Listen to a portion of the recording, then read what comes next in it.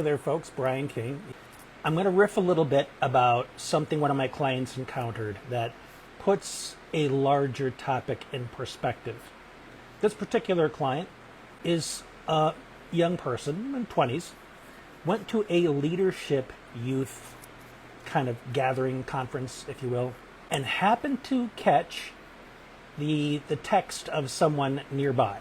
Not intentionally, your eyes are wandering around and your eye just happens to fall upon a phone.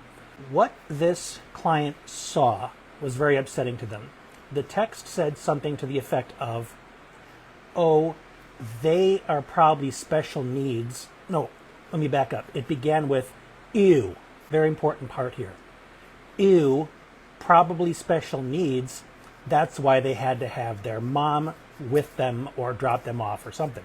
So a fast judgment, derogatory judgment, was made about somebody because they needed to have their mom drop them off as opposed to driving themselves. And some people wear their difference more so on their sleeve than others. They don't mask as well. But here's why that was so hurtful. Preface the ew. Okay? That in front of special needs demonstrates this person sees people that they categorize as special needs as being beneath them. And this client shared this in our community and shared an article, a very lengthy, very well thought out piece about why special needs is seen as derogatory. And it says that, well, special needs is not even a term used in the legal jargon. It's not used in any medical journal. So we don't know where it came from. Well, I'll tell you where it came from.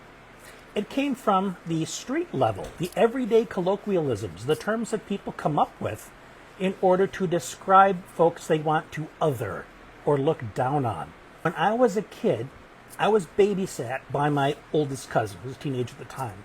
I routinely heard her use the word speds, which was short for special ed kids.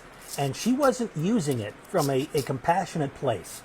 She wasn't telling you stories about these friends that she made. She was like spitting on them.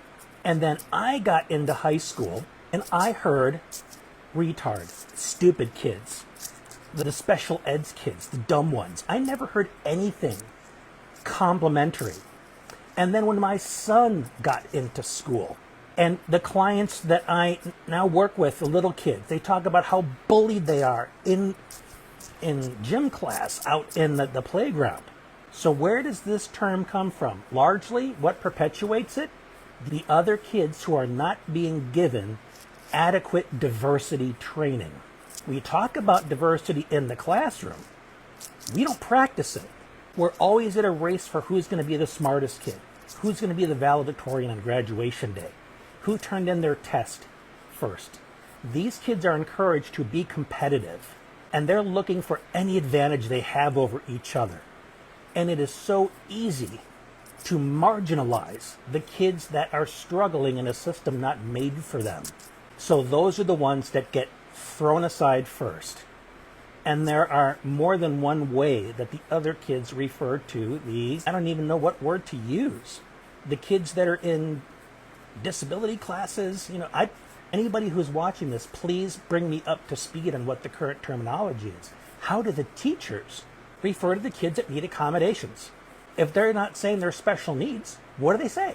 And are these terms introduced in the classroom so that ignorance is removed for the rest of the students on what they're hearing?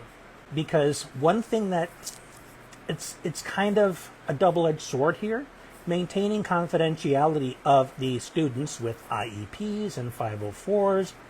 There's such ironclad secrecy around who these kids are, why their needs are different, that the other kids have to make up their own story about who these kids are, why they need what they need. And I promise you, it's not going to be objective. These kids are not critical thinkers. They need help figuring this stuff out. So, and I'm not blaming the teachers, okay? The teachers, too much is asked of them already. It's lack of funding that prevents adequate programs like diversity training from being part of the school culture. So until the funding improves, I don't know that we're really going to solve this problem.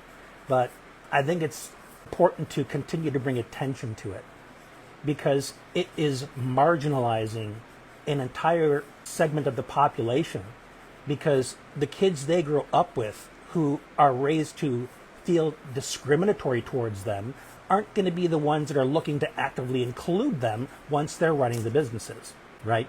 This is a longer conversation, but I at least wanted to share this perspective and hope that it resonates with you, is meaningful for you, and I hope you pass it on. So thanks for listening, and I'll talk to you soon.